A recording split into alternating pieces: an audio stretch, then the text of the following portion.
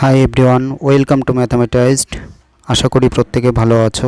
My dear student, আজকে ত্রিকোণমিতির video number 5 আরম্ভ করব। আজকে একটা নতুন অধ্যায় স্টার্ট করব, 23 নম্বর অধ্যায়। কোষে দেখি 23.1।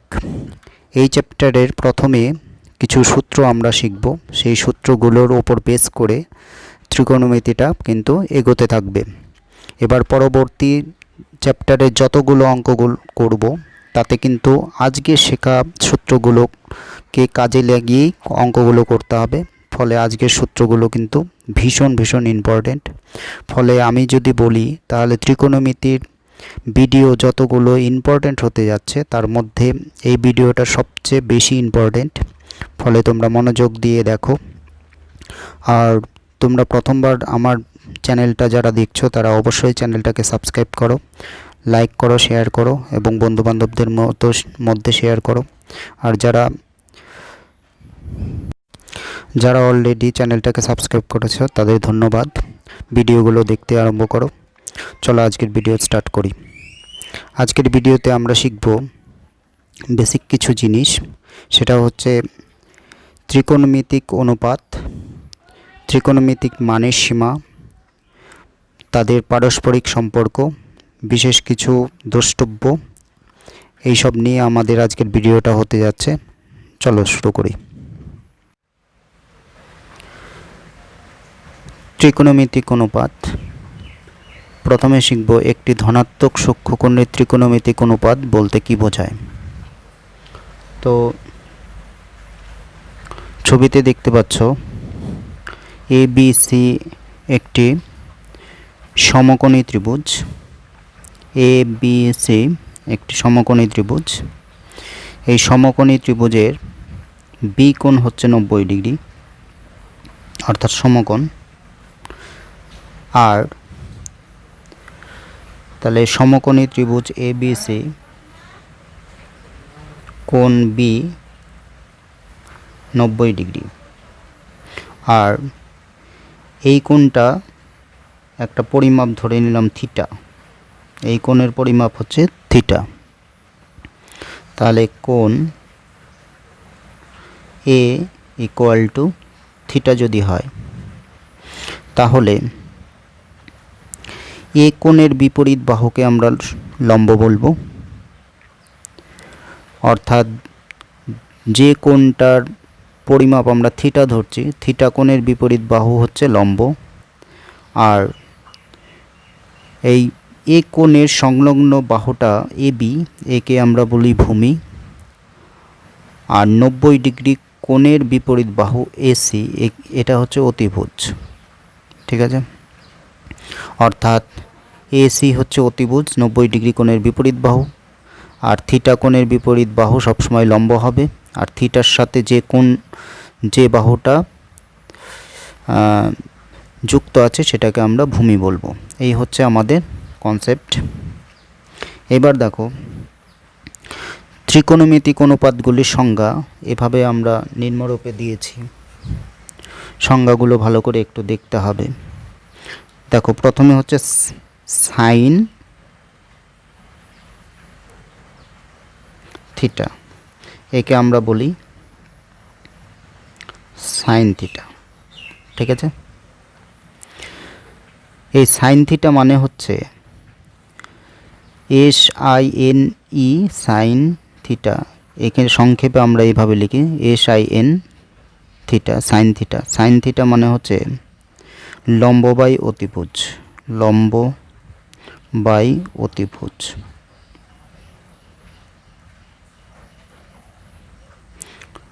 ছবি অনুসারে লম্ব হচ্ছে আমাদের BC আর অতিভুজ হচ্ছে AC। ঠিক আছে, সাইন থিটা। এবার সাইন থিটা হলো কস থিটা, হচ্ছে একে আমরা বলি কোসাইন থিটা। একে আমরা সংক্ষেপে বলি কস থিটা। কস থিটা কি?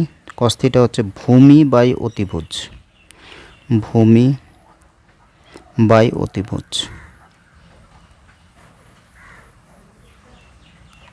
ঠিক আছে, তাহলে ভূমি হচ্ছে আমাদের এবি, ভূমি হচ্ছে এবি, তাহলে এবি বাই অতিভুজ হচ্ছে এসি। ঠিক আছে, তাহলে এবি বাই এসি এটা হচ্ছে কস থিটা, ভূমি বাই অতিভুজ।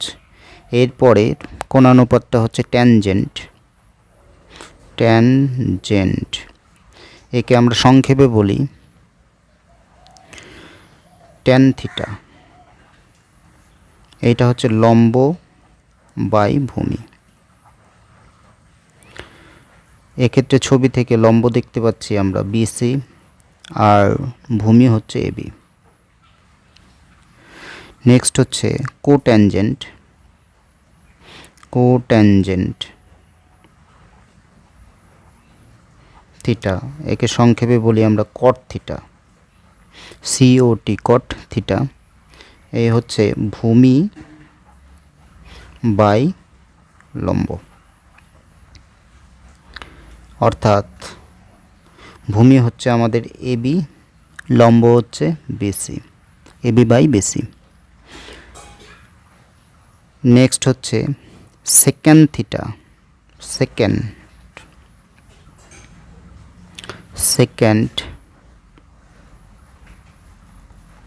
থিটা একে আমরা সংক্ষেপে বলি sec theta, AC sec theta. Sec theta মানে হচ্ছে অতিভুজ বাই ভূমি, অতিভুজ বাই ভূমি।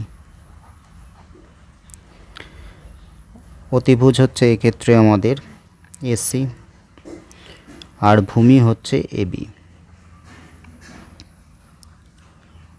সেকেন্ড হলো, এবার হচ্ছে কোসেক্যান্ট, কোসেক্যান্ট থিটা একে আমরা সংক্ষেপে বলি cosec theta, COSEC cosec theta মানে হচ্ছে অতিভুজ বাই লম্ব।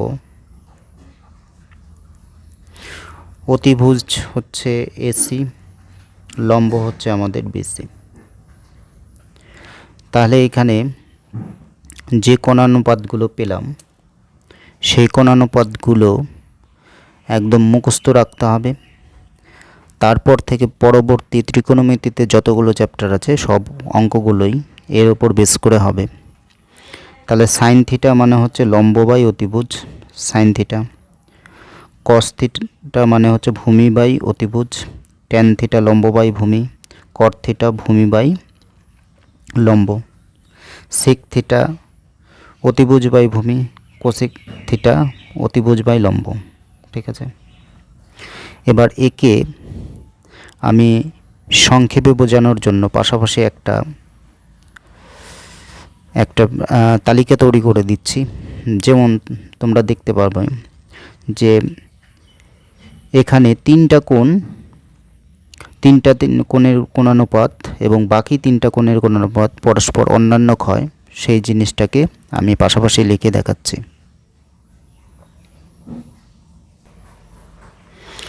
তাহলে সাইন থিটা কী হলো? লম্ব বাই অতিভুজ। কস থিটা ভূমি বাই অতিভুজ। ট্যান থিটা লম্ব বাই ভূমি। এই তিনটাকে তোমাদের মুখস্থ রাখতেই হবে। এবার দেখো বাকি তিনটা কত সোজা। সাইন থিটার বিপরীত হচ্ছে কোসেক থিটাও। তাহলে কোসেক থিটা হচ্ছে সাইন থিটার উল্টোটা। উল্টো বলতে এই দুটো পাল্টে যাবে, লব যাবে হরে, হর যাবে লবে। তাহলে এখানে ওপরে উঠে গেল অতিভুজ আর নিচে হচ্ছে লম্ব। তাহলে কোসেক থিটা হচ্ছে সাইন থিটার উল্টো। ঠিক আছে, এবার কস থিটা হচ্ছে, কস থিটার উল্টো হচ্ছে সেক থিটা। তাহলে সেক থিটা হচ্ছে কস থিটার উল্টো, কস থিটার উল্টো হচ্ছে সেক থিটার, হচ্ছে কস থিটার উল্টো। কস থিটা ভূমি বাই অতিভুজ, তাহলে সেক থিটা হবে, এটার উল্টো করলে কি হবে? অতিভুজ বাই ভূমি, অতিভুজ বাই ভূমি। ঠিক আছে, এবার ট্যান থিটা হচ্ছে লম্ব বাই ভূমি, তাহলে কট থিটা কী হবে? ট্যান থিটার উল্টো, তার মানে হচ্ছে ভূমি বাই তাহলে কট থিটা ইকুয়াল টু ভূমি বাই লম্ব, ট্যান থিটার উল্টো। এবার আমরা শিখব ত্রিকোণমিতিক অনুপাতগুলির পারস্পরিক সম্পর্ক। ত্রিকোণমিতিক অনুপাতগুলির পারস্পরিক সম্পর্ক।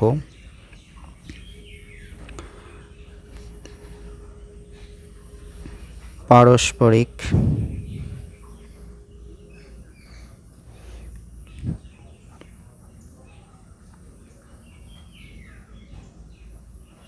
সম্পর্ক।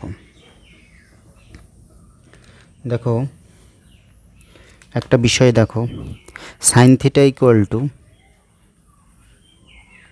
তাহলে কি সাইন থিটা হচ্ছে কোসেকের উল্টো, তাহলে 1/কোসেক লিখতে পারি, কোসেক থিটা।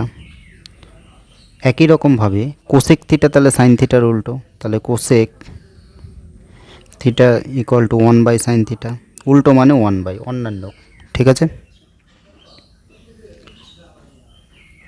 এবার একই রকম কস থিটা হচ্ছে সেক থিটার উল্টো, তাহলে cos theta equal to one by sec theta. Similarly বলতে পারি সেক থিটা হচ্ছে কস থিটার উল্টো, তার মানে sec theta equal to one by cos theta. Similarly tan এবং কট পরস্পর উল্টো, তার মানে ট্যান থিটা হচ্ছে one by cot theta. Similarly cot theta হচ্ছে ট্যান থিটার উল্টো, মানে 1/ট্যান থিটা, ঠিক আছে। তাহলে এই পারস্পরিক সম্পর্কটাও তোমাদের মনে রাখতে হবে, ঠিক আছে। তাহলে এখানে দুটো ছক আমরা এইভাবে ভাবতে পারি, একটা হচ্ছে এখান থেকে এই পর্যন্ত একটা ছক, সাইন থিটার উল্টো সেক থিটা, কস থিটার কোসেক থিটা, কস থিটার উল্টো সেক থিটা, ট্যান থিটার উল্টো কট থিটা, এই একটা সম্পর্ক। এই ছকটা তোমাদের ভালো করে মনে রাখতে হবে। সাইন মানে কি, লম্ব বাই অতিভুজ, তাহলে কোসেক কি, অলরেডি তুমি এইটা মনে রাখলে এটা তুমি বলতে পারছো। ঠিক একই রকম তোমার এইটা জানা থাকলে এই ছকটাও তুমি পেয়ে যাবে, কারণ সাইনের উল্টো কোসেক, এইটা তুমি যদি মনে রাখো তাহলে এগুলো মনে রাখা কোনো ব্যাপার নেই। কসের উল্টো সেক, তাহলে এই দুটো মনে রাখা কোনো সমস্যা নেই। ট্যানের উল্টো কট, তার মানে এই দুটো মনে রাখা তোমার ক্ষেত্রে কোনো সমস্যা হবে না। ক্লিয়ার? তাহলে এই জায়গাটা খুব ভালো করে মনে রাখতে হবে।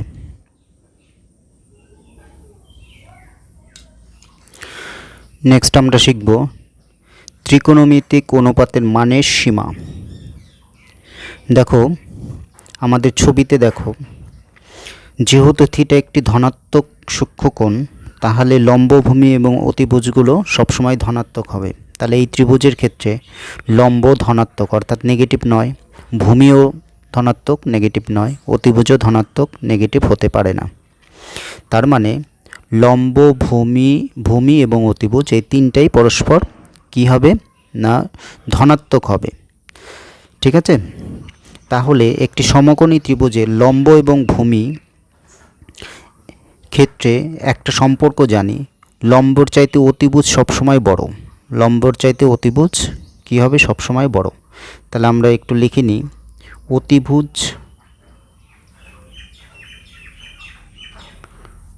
সবসময় বড় কার চাইতে হবে, লম্বর চাইতে হবে। আবার অতিভুজ ভূমির চাইতে বড় হবে। ছবি থেকেও আমরা দেখতে পাচ্ছি অতিভুজ যে দৈর্ঘ্যটা, সেই দৈর্ঘ্যটা কিন্তু এই বাহুটা সবার চাইতে বড়, অর্থাৎ লম্বের চাইতেও বড়, ভূমির চাইতেও বড়। আবার লম্ব ভূমির চাইতে বড়ও হতে পারে, আবার ছোটও হতে পারে, এখানে কোনো নির্দিষ্ট নিয়ম নেই। তাহলে সেখান থেকে আমরা যদি একটু চিন্তা করি তাহলে বলতে পারবো যে দেখো সাইন থিটা, সাইন থিটা মানে কিন্তু আমরা জানি লম্ব বাই অতিভুজ, ঠিক আছে। এবার তুমি চিন্তা করো, লম্বর চাইতে যেহেতু অতিভুজ বড়, লম্বের চাইতে যেহেতু অতিভুজ বড়, তাহলে এর মানটা কি একের বড় হতে পারে?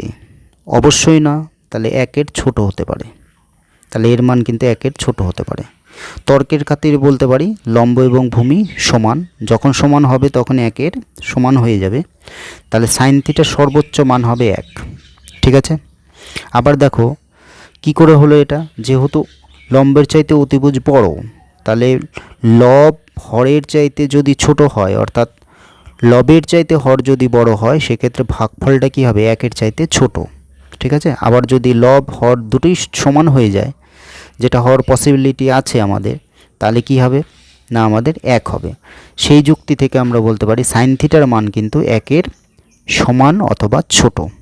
আবার দেখো, লম্ব এবং ভূমি দুটোই পজিটিভ, যেহেতু দুটোই পজিটিভ তাহলে এদের ভাগফল কিন্তু শূন্যের চাইতে বড় হবে। তার মানে আমি এই দুটো ক্রাইটেরিয়াকে যদি কাজে লাগাই তাহলে বলতে পারি শূন্যের চাইতে সাইন থিটার মান বড়, ঠিক আছে, এবং সমানও হতে পারে, তর্কের কারণে সমানও হয়। তাহলে শূন্যের চাইতে সাইন থিটার মান সমান অথবা বড়, কিন্তু একের চাইতে সাইন থিটার মান ছোট অথবা সমান। তাহলে এই যে রেঞ্জটা পেলাম, এটাই হচ্ছে ত্রিকোণমিতিক মানের সীমা। ঠিক আছে। তাহলে শূন্যের চাইতে সাইন থিটার মান সমান অথবা বড় এবং ওয়ানের চাইতে কিন্তু ছোট। এইটা কি, এটা হচ্ছে ধনাত্মক সূক্ষ্মকোণের জন্য। ঠিক আছে। থিটার মান ধনাত্মক সূক্ষ্মকোণের জন্য এটা হচ্ছে, ঠিক আছে। থিটার মান যেহেতু ধনাত্মক সূক্ষ্মকোণ, ওই জন্য এই লিমিটটা আমরা দেখতে পাচ্ছি। অর্থাৎ আমরা বলতে পারি 0 ডিগ্রি চাইতে থিটার মান বড় অথবা সমান এবং 90 ডিগ্রি চাইতে ছোট অথবা সমান। 0 ডিগ্রি চাইতে থিটার মান যদি বড় হয় অথবা সমান হয়, 90-এর চাইতে ছোট বা যদি সমান হয়, সেক্ষেত্রে আমাদের সাইন থিটার লিমিটটা হয়, সাইন থিটার সর্বনিম্ন মান হয় তোমার 0 এবং সর্বোচ্চ মান হচ্ছে 1, আমাদের এই লিমিটটার জন্য কিন্তু। হ্যাঁ, আচ্ছা, তাহলে এখান থেকে আমরা কতগুলো সিমিলারলি কনক্লুশন লিখতে পারি, একে একে আমরা একটু লিখি। তাহলে দেখো, 0-র চাইতে সমান অথবা ছোট হবে সাইন থিটার মান। ঠিক আছে। কখন হবে এটা একটু বলে দিই। 0 ডিগ্রির চাইতে থিটা বড় অথবা সমান এবং 90 ডিগ্রির চাইতে সমান অথবা ছোটোর জন্য। এটা হচ্ছে ত্রিকোণমিতিক অনুপাত কিন্তু। ঠিক একই রকম কস থিটার মানটাও তাই হবে। তাহলে 0 লেস ইকুয়াল টু কী হবে, cos theta less equal to 1। একই যুক্তিতে সাইন আর কসের ক্ষেত্রে একই যুক্তি। এবার ট্যান থিটার ক্ষেত্রে যুক্তিটা দেখো। যেহেতু ট্যান থিটা মানে আমরা কি জানি, ট্যান থিটা মানে হচ্ছে লম্ব বাই ভূমি। এবার লম্ব বাই ভূমি, এই যে অনুপাতটা, এই অনুপাতটা যেহেতু পজিটিভ মান, তাহলে ট্যানের মান কিন্তু শূন্যর চাইতে বড়, কিন্তু ইনফিনিটি পর্যন্ত, ইনফিনিটি মানে অনেক বড় হতে পারে, কারণ আমরা জানি না লম্ব আর ভূমির অনুপাতটা কত বড় হতে পারে। কারণ লম্বটা আমরা এমন ত্রিভুজ আঁকতে পারি যেটা লম্ব খুব খুব বড়, ভূমি খুব ছোট। তো লম্ব যদি খুব বড় হয়, ভূমি যদি খুব ছোট হয়, সেক্ষেত্রে লম্ব আর ভূমির অনুপাতটা ভীষণ একটা বড় সংখ্যা, আর সেই ভীষণ বড় সংখ্যাকে আমরা ইনফিনিটি দিয়ে লিখি। এই যে এই চিহ্নটাকে বলা হয় ইনফিনিটি। ঠিক আছে। যেহেতু সাইন থিটা ট্যান থিটা মানে হচ্ছে লম্ব বাই ভূমি, ওই কারণে এটা হয়েছে। এর আগে আমরা শিখেছি ট্যান থিটা মানে কি, লম্ব বাই ভূমি। এবার লম্বটা অতিরিক্ত বড় হতে পারে ভূমির চাইতে, ওই জন্য লিমিটটা কিন্তু এরকম হলো। ঠিক আছে। একই যুক্তিতে আমরা বলতে পারি কটের ক্ষেত্রেও একই যুক্তি। ঠিক আছে। কট থিটার মানটাও কিন্তু একই যুক্তিতে আসে, অর্থাৎ 0-র চাইতে কট থিটার বড় এবং ইনফিনিটির চাইতে ছোট। ইনফিনিটি মানে অনেক বড় হতে পারে, কারণ কট থিটা কি, কট থিটা হচ্ছে ভূমি বাই লম্ব। এমন ত্রিভুজ আঁকতে পারে যে ত্রিভুজের ভূমি খুব বড়, লম্ব হচ্ছে খুব খুব ছোট, সেক্ষেত্রে কিন্তু কটের মান খুব খুব বড় হবে। ওই জন্য আমরা বললাম 0-র চাইতে বড় অথবা সমান, কিন্তু ইনফিনিটির চাইতে ছোট। ইনফিনিটি মানে অনেক বড় একটা সংখ্যা। ঠিক আছে। একই রকম দেখো, এখানে আমরা জানি সাইন থিটার উল্টো হচ্ছে কি বলো, কোসেক থিটা। তাহলে কোসেক থিটার মানটা কি হবে, কোসেক থিটার মানটা হবে, কোসেক থিটার মানটা কিন্তু 1-এর ছোট হতে পারে না, অর্থাৎ 1-এর বড় হবে। ঠিক আছে। কারণ সাইন থিটার মান যেহেতু 1-এর ছোট, তাহলে একে যদি উল্টো করে ভাবো, সাইন থিটার উল্টো হচ্ছে কোসেক থিটা, তাহলে 1-এর কিন্তু বড় হবে।